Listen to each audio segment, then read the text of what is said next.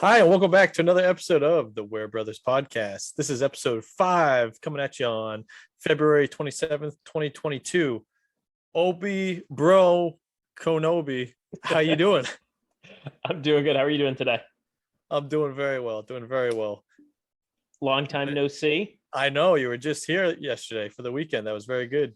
I know it was so great to actually see each other in person. For those who don't know, we always have done this podcast, stayed away from each other virtually. We were hoping to get together and do one together in person when I came to visit, but we had a lot going on while I was there. And one thing we got to do this weekend, which we hadn't done in quite a while, and we were foolish enough to not take any pictures of it.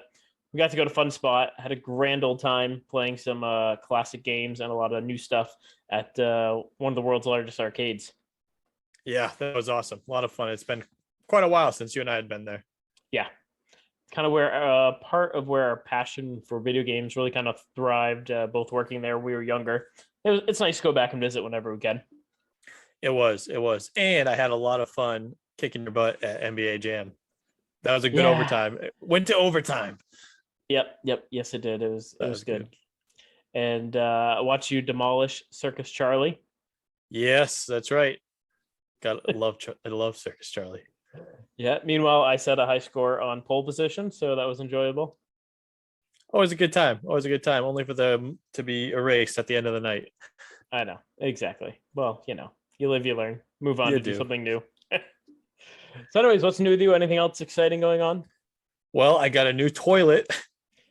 Excellent. For the downstairs. Yep, that's exciting. And a new heating system, which is also very good. Nice. So as far as life stuff goes, yeah, that's exciting, man. Are they set up next to each other? Yes. No, they're not setting. I tell you what, I'm glad you got a new toilet. I'm sure whoever installed it did an amazing job. I'm sure it looks fantastic. It feels great. It's wonderful. Feels great. Saving on water. Just clarify, I installed the toilet for Ken. And very thankful. If it leaks horribly, I did not install the toilet for Ken. All right, so I think so we're gonna kick this off with a special dedication this week. One of our cousins, Steven, means a lot to us to do this. Yeah, absolutely. Yes, it does mean a lot to be able to do this. Our cousin Steven is a big gaming fan. He's one of the many thousands of people who listen to our podcast weekly. And we're dedicating this to him because he is a huge fan of Final Fantasy. Huge fan. He's been begging to come on so we could talk about Final Fantasy with us. We reached out to him. Unfortunately, he was not able to make it for today's episode. So we're very sorry for that, Steven. So we're going to dedicate this episode to you as we do a deep dive into Final Fantasy. And specifically Final Fantasy VI. Yeah, and it'll be at this point that he starts freaking out when he hears this episode, wondering exactly what we're talking about. Ken, would you like to take it away? I would like to take it away because last week Steven pulled a little prank on me. And so this was just our way of getting back to him. Steve, we talked about the previous episode before about these old games that were discovered in a shop. Well, someone random from Maine sent me a text message last week saying that their name was Ben and that they listened to the podcast and they were a big fan and that they had a unopened copy of Ninja Turtles in Time and they wanted to donate it to the podcast. So I thought that I was thrilled. It was amazing. I couldn't believe it. And then they said, yeah, I'll send you a picture of the box. And next thing I know, who do I see? Our cousin Steven. No, Steven, hopefully this gets back to you and hopefully you enjoy listening to this. But as we go forward, this will obviously be continuing our series on Mario. Yes. And Steven, when we get to Final Fantasy, you'll be invited on to the podcast for sure. Maybe. That's right. Yeah, it will increase your chances if you can actually send us a sealed copy of Ninja Turtles in Time. Yeah, there we go. See, exactly. That's right. So, all right. So moving along, we got some big news to talk about today. Ken, I know this is something that is near and dear to both our hearts, but particularly yours. What do we have going on today? So, today specifically, which is funny, it's something that I completely forgot about, but what? February 27th is known to the gaming community as Pokemon Day. Get outta And here. Pokemon is obviously a huge gaming series, huge to our childhood, many childhoods. Yeah, just a little known franchise. But today was a big day because Pokemon Generation 9 was announced today, which was something I know like a lot of fans, people always speculate on big day, like, oh, they're going to announce a new generation. But I didn't necessarily believe that was going to come today, but it did, which is cool. So Pokemon Scarlet and Pokemon Violet are the new names. They're kind of running out of colors these days, I guess. So Scarlet and Violet it is, but they look to be open world, kind of like how Pokemon Legends Arceus is modeled. Looks like they're really modeled after that. Really pretty, actually really cool aesthetic design, I think, of the region that we've seen so far. We got very, very little look at the game.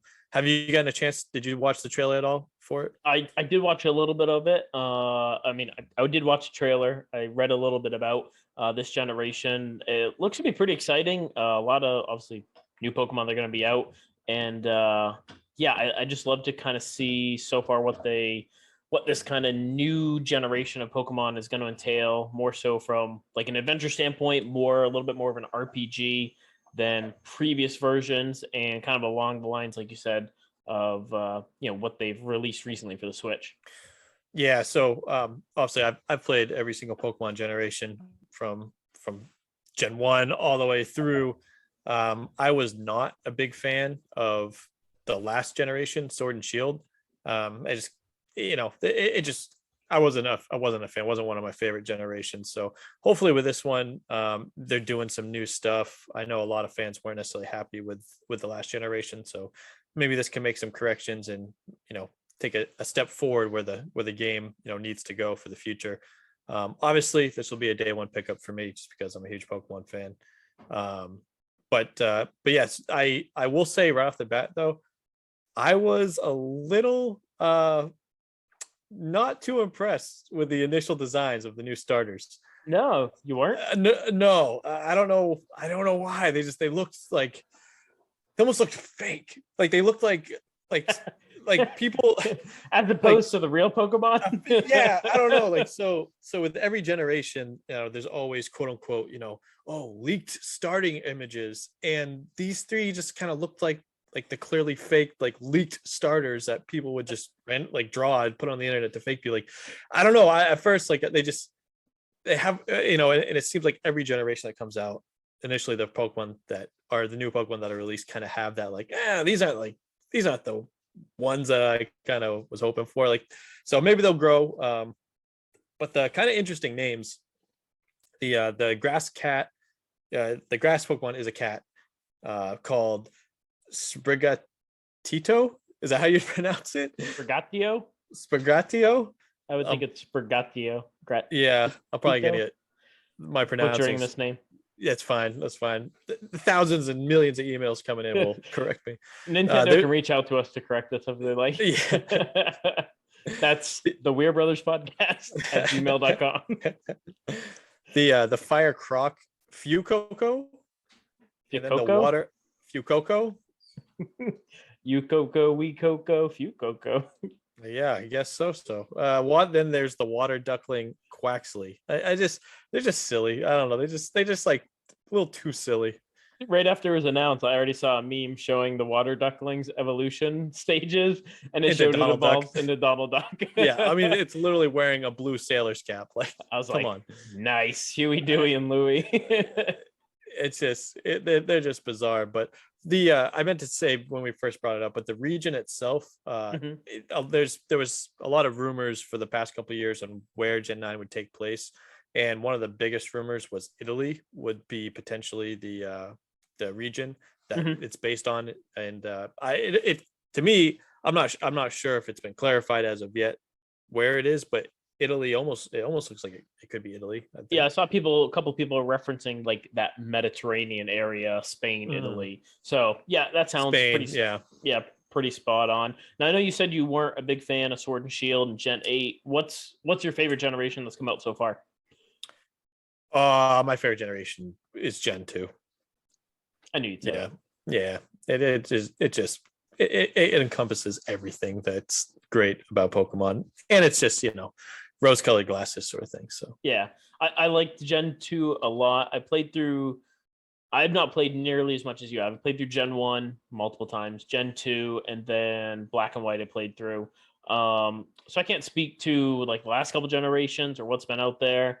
But yeah, I liked the Gen 2, and then obviously I just grew up on Gen 1 initially, so it's where most of my familiarity stems from, for sure. yeah, yep. So that was really cool. That's a big announcement. Gen 9 coming out, and it releases worldwide in late 2022. So this year. So Very nice. a lot of times, Pokemon new generation Pokemon games release sometime October, November. I believe it's November a lot of the time. Where this is almost it. I'd have to look back. It's probably not, but it seems like a quick turnaround from when Sword and Shield were released. So my guess that it might be when it says late 2022, maybe it might even be like a December release possibly, but probably sometime in the mid to late fall if I had to guess. But still, this year is when it's slated to release, so that's pretty cool. It's relatively it's around the corner, so yeah, just looking up while you're bad. chatting, Sword and Shield came out in November of 19. So you're talking 3 years since the last gen came out. That does seem like a fairly quick turnaround from what we normally see. Yeah, definitely is a quick turnaround. Then absolutely is, and I think that I think one of the reasons why we probably see that is because Sword and Shield almost seemed like it was lacking in a lot of kind of end game type features, and Gotcha. I don't think the fan reception on it was quite as good. And actually, in Pokemon Company has come out and said that they weren't happy with the finished product of Sword and Shield.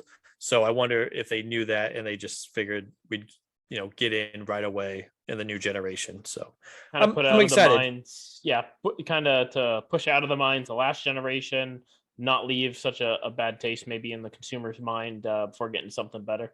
Right. Makes sense. Right. Yeah. So that was the news there. As far as that was the big news out of the Pokemon announcement. But another story that I found kind of interesting for this week, which happens to be Pokemon related, was there was a Pokemon card that was auctioned off that was record breaking. Ooh. Can you guess how much it was? $40, $50. Yes. No, it was for Nope. $900,000. I was so close. It's so close. $900,000 for one card. We should have kept our Pokemon cards. What were we thinking? We weren't. That's clearly the issue. But even if we would have kept them, none of them would have been worth nearly this much, because this is a 1 out of 40. There's only 40 known copies to exist of this card. It's a special Illustrator Pikachu card. I think we had one of those. Yeah. So I believe they're only in Japanese. No, just kidding. Yeah, Oh, no, we did not okay. have them. Yeah, and in the last few years, 3 have sold. Just to give you an idea, so this card in particular is classified as a near mint 7. So I'm not sure what all the classifications are, but just to give you an idea, this card that just sold for $900,000 is considered a near mint 7. Back in 2019, mint 9, which is, from what I believe, is an even better quality. 2 grades above that, yeah. This is in 2019, a mint 9 of this card sold for $195,000. Wow. So this last card sold for $900,000, and it's not even in nearly as good condition as the one that sold in 2019. And like a good investment for that 2019 purchase. You got that right. And then in 2021, another near mint 7, like the one that just sold for $375,000. So if anyone's been following the world of just collectible trading cards, they have gone up in value significantly over the past few years. I don't know. I know since you're such a big baseball guy, have you heard anything, for instance, with like baseball cards going up in value? Nothing on this scale, certainly. I mean, anything that's gone up in value is like an older, early baseball cards. Nothing nearly, that's in the last 20 or 25 years is going to be even close to this. That's pretty amazing. It's pretty impressive. Yeah, I thought so. I would sell a card if it was worth $900,000. Well, I mean, if you think about it, like people who are my age, who maybe you're in your mid 30s, early 40s, if you were playing Pokemon as a kid, now you're at a point where you're established, you have a career. I'm sure there's some people in their 30s and early 40s are probably very wealthy millionaires, and they're the ones who are now investing in these type of cards because they couldn't have them when they were a kid. Makes sense. Absolutely, a little piece, of your childhood that you get to now capture and save. I could see that For $1 million. There you go. That's perfect. And as we've done in the last couple of weeks, if you have a sealed copy of an illustrated Pikachu, feel free to send it into the Weird Brothers podcast. We will happily send you a nice thank you card for that. And we will both sign it.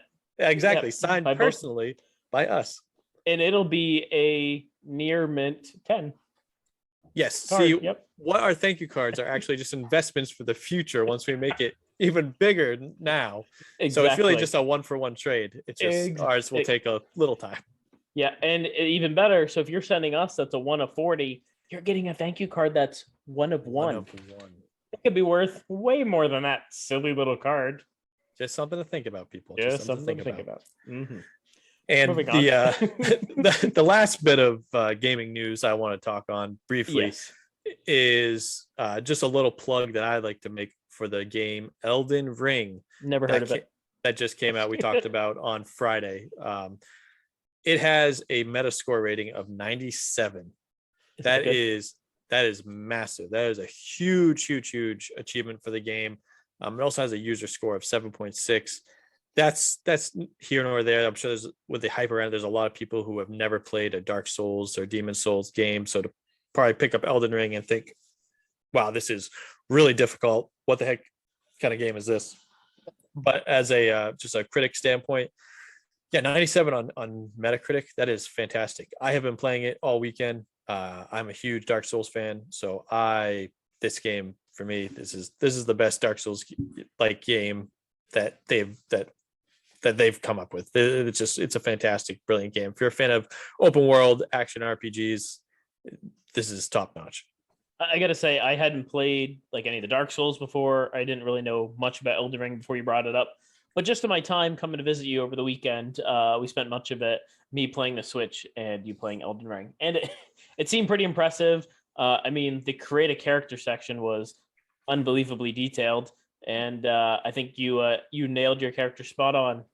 Mustache, goatee, and everything. It looks great. Scar down the eye. Yep. Exactly. Yep. That was from your childhood. Crooked nose a little bit with your character. Exactly. Yeah. Perfect. Spitting image. But yeah, it was really cool. So like I said, I just want to give it a little plug just because it's an awesome game. Perfect.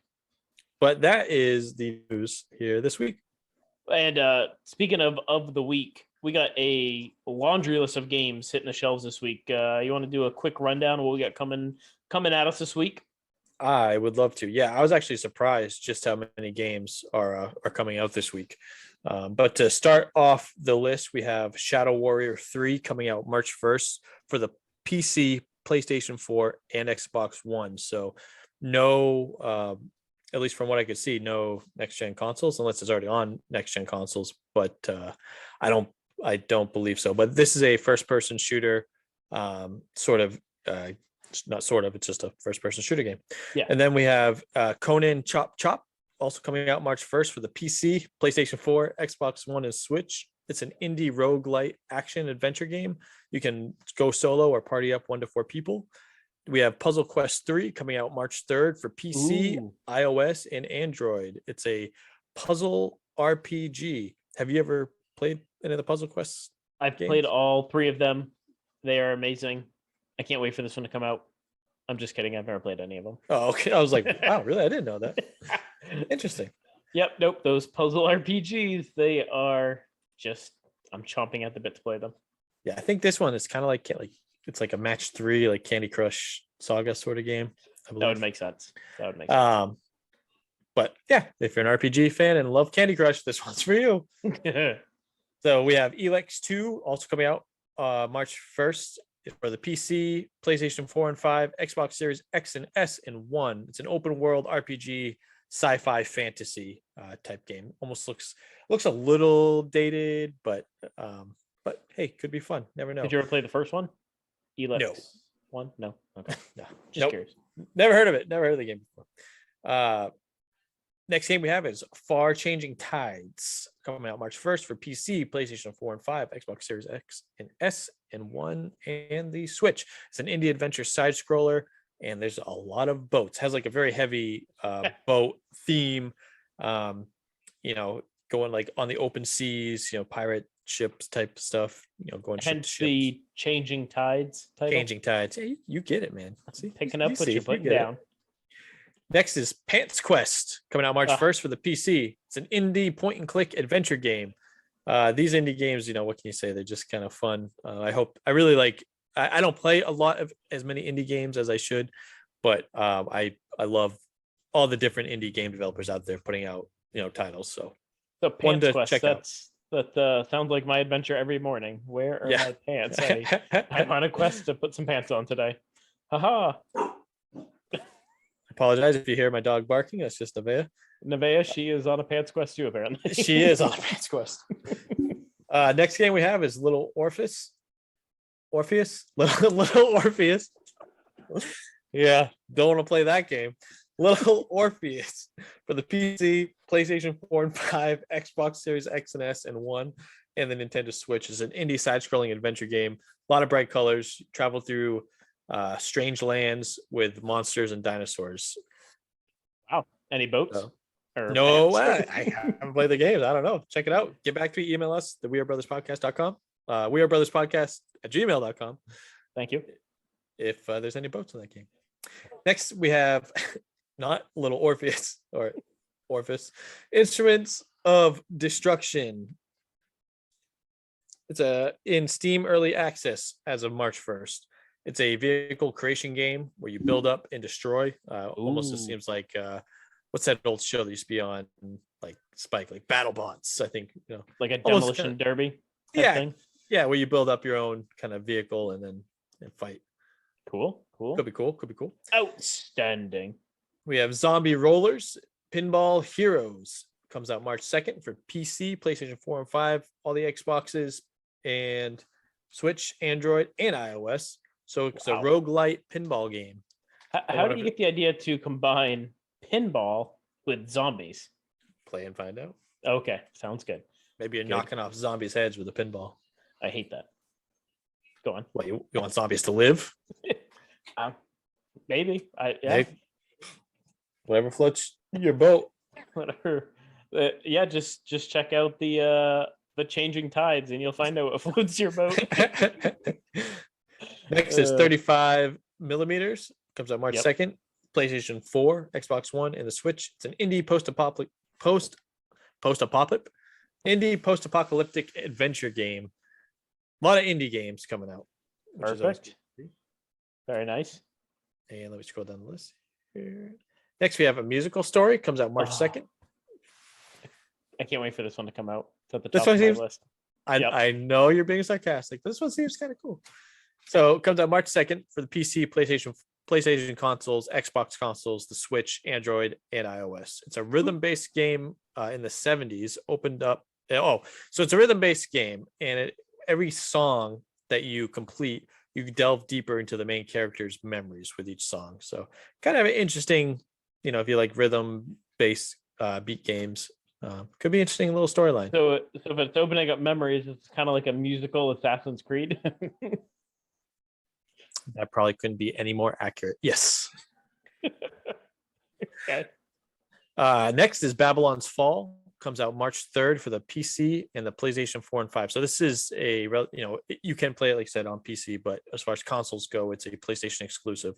It's a co-op action RPG developed by Square Enix. This is one that's kind of interesting. I haven't looked too much into it. I remember back, I want to say it was just last year, maybe 2 years ago now, when they first announced this title. And to be honest with you, I saw it. I was like, oh, this is one to keep on my radar. I can't believe it's coming out March 3rd. I haven't heard too much about it since then. So could be really good. Anytime I see the combination of the words RPG and Square Enix, I'm in. Yeah. Yeah. Yep. So this is definitely one to watch. I'll be looking forward to seeing how this one does. We have Beholder 3 comes out March 3rd for the PC. It's an adventure indie game. Gran Turismo 7 comes out March 4th for the PlayStation consoles for the 4 and 5. Gran Turismo really needs no introduction. Anyone out there who is a big fan of racing games should know what Gran Turismo is. Even if you're not a fan of racing games, you should know what Gran Turismo Yeah. is. Yeah. So so this is coming out for PlayStation. Another big game that I didn't realize was coming out this week. So it's a big launch. It's a big title for the PlayStation. Absolutely. So beautiful. They compete with Xbox's Forza series. Or I should say Forza came out to compete with Gran Turismo. But again, I imagine this to be a great title. Always is. And then for the Switch, we've talked about this one over the past couple of weeks. Triangle Strategy. That's going to be coming out. They talked about that in the Nintendo Direct. That's going to be coming out for the Switch this week on March 4th. That is a tactical RPG. My favorite. Both our favorites. Survival Quiz City comes out March 4th for the PC. It's a multiplayer survival quiz action game. My guess is it's like multiplayer Trivia Crack for those familiar with Trivia Crack on their phones. Is it kind of like I don't know. Okay. Sounds like it's like a Mario Party, but with questions and no Mario. Yeah. Could be fun. Could be fun, right? Or for those or trivia addicts. Trivia addicts. And then the last game we have coming out this week is What Lies in the Multiverse. Comes out March 4th for the PC, PlayStation consoles, Xbox One, Switch. And it's an indie puzzle platformer. So another interesting indie platformer game. Combination from an indie developer. Cool. Yeah. So those are your games coming out this week. I know there's a lot of them. So yeah, like I said, I'm looking forward to seeing how. I know Gran Turismo 7 is going to do really well. And like I said, Babylon's Fall. I'm looking forward to see how that does. But yeah, and I'll be interested to see how Changing Tides and Pants Quest does. Please write into us and let us know how many single-digit copies get sold. Oh, let's be nice to those developers. I'm just kidding. I'm sure they're going to be smash hits. Or I'm just wondering when the next, if it's Pants Quest, is that a sequel? Did they start with like Underwear Quest and then Pants? we found the underwear, then you go to Socks Quest. Exactly. And you got Shirt Quest. Hey, and then once you're completely dressed, you know what you have after that? Work Quest. No, Chex Quest. Chex Quest, because you gotta eat breakfast. That's right. So really this is a prequel to Chex Quest. So side note, what was it? Probably early 2000s. If not prior to that, but yeah, probably maybe late 90s. That. Yeah. We got Chex cereal one day, and it came with a first-person shooter video game that we played the crap out of, and it was Chex Quest. Basically, it was like Wolfenstein 3D graphics and Chex cereal, and you ran around shooting other pieces of cereal. It was an awesome game. What were you it was like Chex Man, right? And you fought like green slime. Exactly. Yeah. I don't know where the green slime. If you got green slime in your Chex, you should find a new quest. I never thought about that. On a quest to find new Chex. And they came out with Chex Quest 2 as well. They did. So apparently the first one did quite well with all the cereal they sold. Yeah. I love Chex. Great cereal. It was good. Corn Chex though. Yes. Moving on. This week in history. What do we got, Ken? This week in history, given that today is Pokemon Day, Pokemon Green and Red versions first came out in Japan 26 years ago, back in 1996. I wonder if that's why this is Pokemon Day. That's when the original debuted. You are the winner. Yeah, that's why today's Pokemon Day. Okay, perfect. Sounds good. Yeah. I did not know that for sure, but I was just taking a stab in the back. Yeah. Easy stab. Okay. Big stab. Okay. Also this week, the PlayStation 2 came out in Japan back in 2000, so 22 years ago. Can you believe that? Still the number one selling console in history. Unbelievable. I just happened to look that up earlier today because I wanted to see where the Switch was, and they've sold more than 155 million of those bad boys. That is unbelievable. What's the Switch? What? Yeah, I was gonna ask what's second. So number 2 is I saw was a combination of Game Boy and Game Boy Color, along with 3. I think it was like the DS titles. PlayStation 3 is like right now, I think like 10 or 12 million ahead of Switch. Switch, I think, is in like 4th or 5th place. So Switch just passed 103 million. I think PlayStation 3 was like 116 or somewhere in that neighborhood. I would love to see the Switch take the PS3. That'd be I good. know. That'd be good. They're gonna have a hard time catching PS2. It's another 50 million to go. That is going to be tough. Yeah. Hard to believe that the PS2. I mean, the PS2 is a great console, but it's amazing. Amazing to think that that's the most selling. But anyway, so in 2001 we had Conker's Bad Fur Day, 21 years ago. Yeah. Came out, and then believe it or not, the Nintendo Switch. Speaking of the Nintendo Switch, that came out 5 years ago this week, back in 2017. Wow, 5 years already. Right? Not bad. Not bad at all. Sorry, your mic was like blasting on my eardrums all of a sudden. I don't know why. But yeah, that's all the games this week in history. Perfect. Anything else to touch on before we jump into our deep dive? I think that's about it. Well, we will continue on with our deep dive of Mario. So we're doing something a little bit different this week as we move into the GameCube era. There wasn't a ton out there for, I'd say, Mario games on this platform. The thing that was really interesting is this was the first console to launch without a Mario title. We had Luigi's Mansion, which we had when we got the GameCube. Great game, but again, no Mario title to launch with. So we're going to start off. What are you laughing at? Nothing. Oh, sure.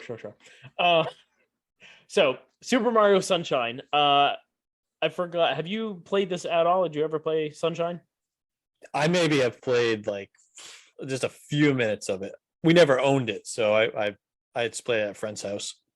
Gotcha. Yeah, I had not played it until just recently. I downloaded for the Switch the Super Mario 3D All Stars, and I ended up just playing through it a couple months ago. It took me a little bit to get into it, but I thoroughly enjoyed it once I got into it. It basically took a bunch of features from Mario 64 and just enhanced the graphics and brought like a few more abilities into it. It released in Japan in July of 2002. Came over here a month later in August of 2002. Again, I touched on it wasn't a launch title, but it definitely pushed the limits of the GameCube's processing capabilities when it came out. It had like real-time lighting effects, and it was actually part of it was developed from the canceled Mario 128 that was supposed to be for the 64 DD that we touched on before. Right. So they took they had started to develop this game, took a bunch of aspects and basically morphed it into Super Mario Sunshine. And one of the big differences is it gave him what was called Flood, which is the flash liquidizing ultra dousing device. So the whole point of the game is there's a doppelganger of Mario who's wreaked havoc on this island and caused paint messes everywhere, and you have to go around, clean up the messes, catch the doppelganger, which turns out being, spoiler alert, it only came out 20 years ago, so if you haven't played it like me, the doppelganger is Bowser Jr., and this is his debut. I know, right? So this is his debut into kind of the Mario universe. We got to do a bunch of new stuff. You could like bounce off of walls. You could slide on water.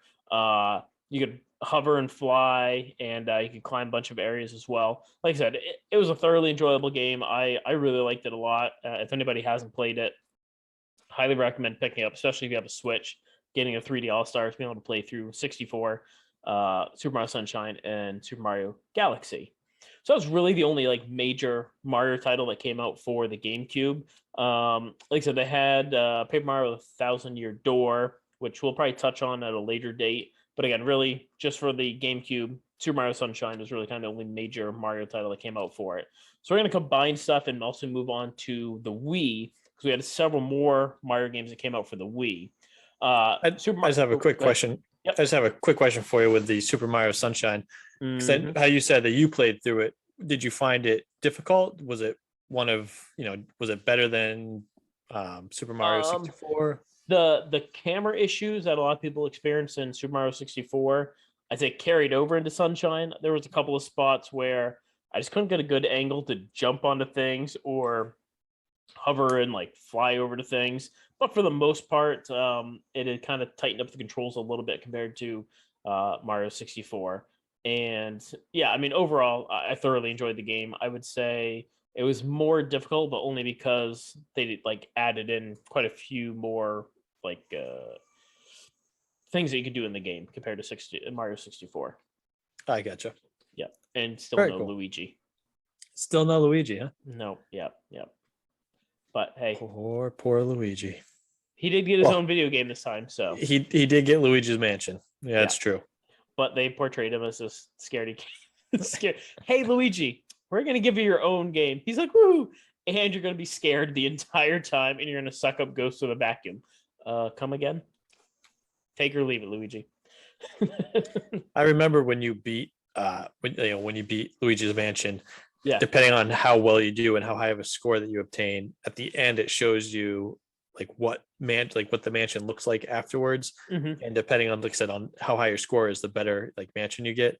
I remember that because like I said, we had Luigi's Mansion for the GameCube. You beat it, and we had to go downstairs for supper, and we were already like running late, like we had already been called down for supper. So right after you beat it, we went down. By the time we came back up, we missed the screen where it showed like what mansion like you ended up getting, and so we never figured it out.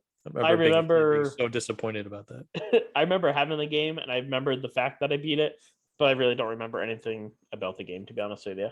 Yeah, I know Other than a lot of people like it though.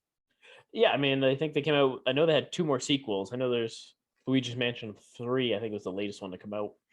I didn't realize there was a Luigi's Mansion 2, but I know there was a 3 released recently for it. Huh? So apparently he did something right. I didn't realize there was a 3. But I guess did one come out for the Switch? I think so. I think that's the last one, 3. That just came out like maybe last year, the year before. Because I know that there was one that came out for the 3DS, I believe. Maybe that was 2. That must have been 2. Cool. If we're all entirely wrong on this, it is the Weird Brothers Podcast at gmail.com. Feel free to email us and correct us. It's fine. We don't take it personally. Oh, Ken might, but I don't take it personally. So moving on from Sunshine, we get Super Mario Galaxy. This is where things get interesting in terms of releases, because this actually had a worldwide launch. November 2007, it came out everywhere. North America, Japan, pretty much everywhere you get this game. And this was a big one for the Wii. And it was very, very successful. It sold over 13 million copies. And one thing that was really interesting is it also introduced a co-op mode, which Miyamoto has actually been wanting to do since the very original Super Mario Brothers. He said they tried doing it when N64 came out and GameCube came out, and they just didn't have the technical capabilities to have 2 moving objects at the same time with all the other sprites and everything else that was going on. This is one I have not played yet, but I do have it on my 3DS All-Stars game that I got. So it is going to be one of the next titles to probably jump into. But this also took a lot of features from that Mario 128. When they originally had the tech demo in 2000, they did it all on these spherical globes, basically. And that's where they got the idea to make, all these worlds that were part of like a bigger galaxy. But basically, yeah, so you're playing through a galaxy. You have a bunch of minor planets at each level.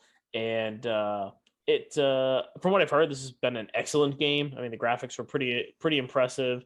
They introduced like motion controls for the Wii controller, and you got a bunch of new power-ups. You could have like a bee mushroom, a boo mushroom, and a spring mushroom. Ken, do you know what the bee mushroom would do? Does it turn you into a bee? Perhaps. I don't know because I haven't actually played it, but but it does give you the ability. You can hover like a bee, climb special walls. You can walk on clouds and flowers like a bee. The boo mushroom will allow you to float, and then you can also become transparent, because you're a ghost, and you can move through objects that way. And then the spring mushroom, guess what the spring mushroom will allow you to do? Boing. Was that like a spring sound? Does that mean you can jump really high? Oh, yeah. Okay, perfect. Then yes. Boing. It means you can jump really high. So again, this was the first Mario game that came out for the Wii. Like I said, hugely popular. I think it was one of their top selling games for the Wii console. Have you ever played Super Mario Galaxy at all? I have not. I've seen it, of course. I know that they came out with the Super Mario Galaxy 2, which I find interesting that that's one of the games that you know that they Mario games that they made a sequel to that stuck within the same universe as a previous Mario game. Just meaning like they didn't make a Super Mario Sunshine 2. Exactly. Yeah. So clearly the fact that obviously it sold over 13 million copies probably led to why they made a second one of this game. Yeah. Well, so obviously Super Mario Galaxy 2 is on my list here. We'll dive into it in a moment. But yeah, the first one was wildly popular, and it also came in very early in the Wii's life cycle, whereas Super Mario Sunshine was definitely a couple years in. I think that's probably why there wasn't a second one made for it. But yeah, so Super Mario Galaxy 1 came out 2007. This is where I think things get kind of interesting, and I had actually been waiting on this for a long time. We get new Super Mario Brothers for the Wii. So this came out in here first in North America in November 2009, and it came out in Japan December 2009. But this is actually kind of a expansion / sequel to the new Super Mario Brothers that came out on the DS a couple years earlier. And it's kind of interesting to think that 2009 is when this came out on the Wii. The last side-scrolling platform it had for Mario was Super Mario World. You're talking way back, almost 20 years before that, 18, 19 years. I think it was 91 when Super Mario World. Because after that, we had Mario 64, Sunshine, Galaxy. It had been a long time since they did a platformer, and I really have missed that. I played through You Got Me last year. Thank you for my I believe for my birthday or Christmas. Mm-hmm. You got me for the Switch, the new Super Mario Brothers U Deluxe version, and I absolutely loved it. I played through the one on the DS as well, and these side scrolls I thought were great. It's basically all the stuff that got everybody into gaming, but with all updated graphics and a bunch of new controls that you could use and new power ups. Things. Have you played through any of the new Super Mario Brother versions? I have, yeah. So certainly played through the DS one, and in turn also played through the Wii version. And I couldn't agree with you more. I thought they did a fantastic job just bringing, it's not like these are remakes or anything. I mean, it's but like you said, it's just that side scroller Mario, what people know as, like I said, what got everyone into Mario and to gaming, that platforming, bringing that up to the new consoles. It just goes to show you how much Mario in the game kind of stands the test of time, right? Yeah. That it's just as fun, and I love that they were able to do co-op with this as well. So you actually could have two people could sit down and play a Mario game, play through the level together, and beat it. I just thought it was a excellent game, and it's almost like I think once they came out with this, it was like, okay, we all Nintendo is probably saying to themselves, we always need a Mario game like this, as well as a kind of open world style Mario game. Where there's a Mario game for the classic type players and a Mario game for the newer kind of generation style of players. And then people like us who I'm sure enjoy both of them.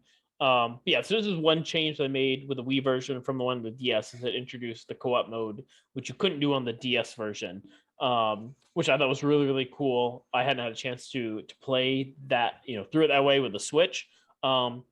But yeah, it's one thing I've said a couple of times since we started this podcast is I feel like one thing Nintendo always has done well is, even though they haven't been at the forefront of graphics, the story and the gameplay seems to trump that every time. And yes, they've updated the graphics substantially on this new Super Mario Brothers. It still goes back to where it all started with Super Mario Brothers 1, 2, and 3, Super Mario World.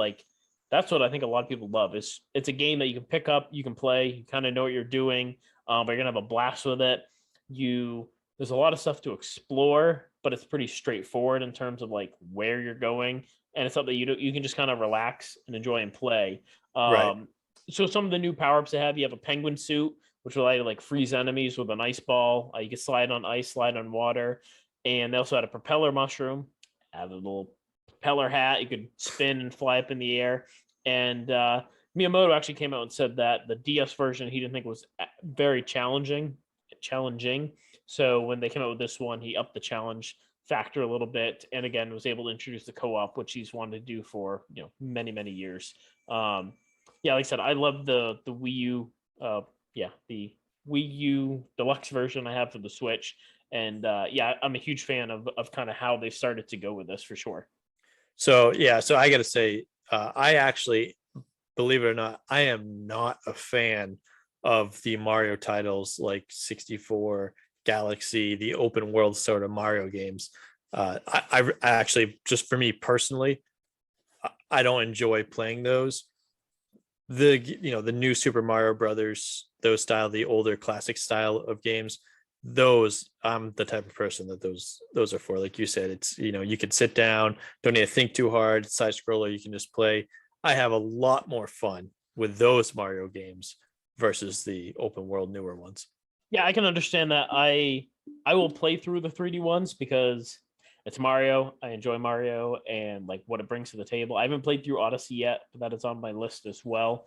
But yeah, if you were to give me the choice to play through like a side scroller platform Mario versus the 3D ones, I would jump all over the platformers before I get into the 3D one for sure. So I'm with you on that note, definitely. Hmm. So moving on from the side scroller platformer, we then get to Super Mario Galaxy 2. That came out also with a worldwide release in May of 2010. So one thing that was interesting I found with this was actually intended to be basically an expansion of the first one.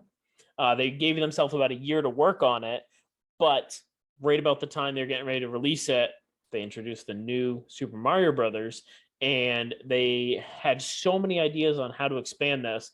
They actually ended up taking 2.5 years to work on it, and eventually decided, all right, this is going to be a full-fledged sequel to the first one.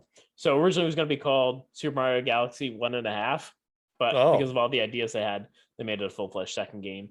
They did very introduce cool. Yoshi, and then you could also have the option to play as Luigi later on, and he has special abilities to help you in certain areas as well.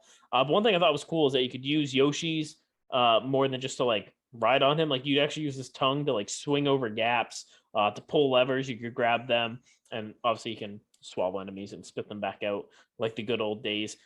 But you also got power ups for Yoshi 2 in this one. They had a Dash Pepper, a Blimp Fruit, and a Bulb Berry, where Dash Pepper allowed him to run really, really fast, and he could run up walls or run on water. Blimp Fruit, he could float around, and then the Bulb Berry is pretty cool. It would reveal secret paths, and yeah, again, I obviously haven't jumped into this one yet because I haven't played the first one, but both of these are on my list of ones I want to play at some point for sure. Yeah, I'm excited to hear what you think of them when you do get to them. I always thought they're kind of like that's the one thing that Nintendo never lacks is kind of original ideas and designs. Mm. And I always thought that the Galaxy games had just that such a unique sort of feel to them. I'm sure the levels, how they take place on the worlds. Oh, it just always seemed pretty cool. Yeah, I mean, this was a fairly popular one again when it came out. One game of the year in 2010 from several different publications. So obviously it was a popular one, like most Mario titles are. But yeah, I've heard nothing but good reviews from both Mario Galaxy 1 and 2. Very So cool. that pretty much covers our deep dive this week. So next week we're gonna also combine the Wii U along with a couple Mario titles for the Switch as well. And after that, we're gonna jump into some interesting things. We're gonna steer away a little bit from focusing on a single title. We'll get back to deep dives into some other franchises, certainly. But the next couple of weeks after episode 6, we're going to get into some fun things, I think, coming up, which I'm super excited about. Yeah, more just discussions between the two of us over various gaming related things. We'll Mhm. do that for a few weeks, and like Taylor said, we'll get back into deep dives. And in all seriousness, as we're going through the thousands of emails that we're getting, if there's anything that you guys want to hear that you want to hear us touch on, send us an email. Let us know what you're thinking, and we'd love to touch on that too. Like I said, we'd also like to get into game reviews at some point. Mhm. And like I said, just whatever you guys want to hear also is what we'd like to do. Yeah, and I think going along with that, if there are any ideas that are sent in, happy to do some shout outs, talk about whoever sent in these ideas for us to discuss. So certainly look forward to that. Unless your name is Steven, then you do not get a shout out. No, you got your shout out this week. Yes, so Steven, enjoy this episode. It's the last time your name will be mentioned in our podcast. Maybe. Maybe. So, but yeah, it'll be good to wrap up Mario next week as far as just the mainline titles. Certainly, as these consoles have gone on, there's been less and less as I'm sure game development time has increased throughout the years with each new title, each new system. So that's the crazy thing that I kind of think about is I would, whenever I'd hear about some older games and like behind the scenes stuff, they'll be like, oh, this game was developed. They had like 10 people working on it and it took them, a year to develop or work on. Like I just watched a behind the scenes video the other day on the original Pokemon and where the idea came from. They had 15 people working on the original Pokemon. 50. I'm sure there's like hundreds of people at Game Freak now that are working on these new generation, games that are coming out. And you have other franchises that are dumping like millions upon millions of dollars into a single game that's coming out. Whereas, older games, you had a budget probably, several $1,000s, tens of thousands of dollars. sure. It's just amazing the amount of research and developing that's going into these new games. And you can clearly see that product when it comes out, if it's a good quality game, obviously. Yep, absolutely. And so many games that still ship broken. Rip Anthem. But that's just how it goes, I guess, in the world, these days. Yeah, I suppose that's how it goes for sure. Anything else you want to touch on before we sign off this week? Nothing I can think of. I know it's probably a relatively quicker episode this week, but we're really excited to dive more into just getting, like I said, getting through this, getting past the Mario, and diving deeper into some other topics. Yes, certainly, for sure. So again, any ideas, feel free to email us at the Weir Brothers Podcast. And episodes will still be coming out weekly for you guys. Again, we'll finish up with Mario next week and then move on to some fun and interesting things for sure. So until then, we'll catch you on the flip side. Catch you on the flip side. I'll talk to you later. I will talk to you later. We're brothers. We're brothers.